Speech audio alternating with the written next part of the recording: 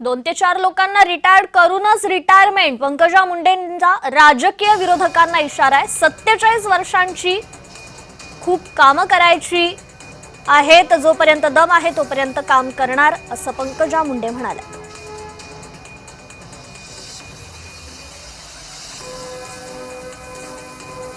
मला जर राजकारण माझ्यासारखं नाही वाटलं, माझ्या विचारांशी समरस नाही वाटलं, तर जसा समृद्धी हायवेवर एक्झिट असतो तसा माझ्याही राजकारणात वेळोवेळी एक्झिट असेल.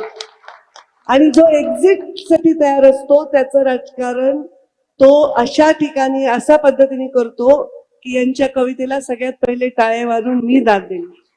कारण आपण त्या देशात राहतो जिथे व्यक्ती स्वातंत्र्य आणि व्यक्त होण्याचं स्वातंत्र्य या दोन्हीलाही तेवढंच महत्व आहे. काही रिटायर होत नाही, चांगली खमकी आहे. मला काय झालंय, रिटायर काय व्हायचंय?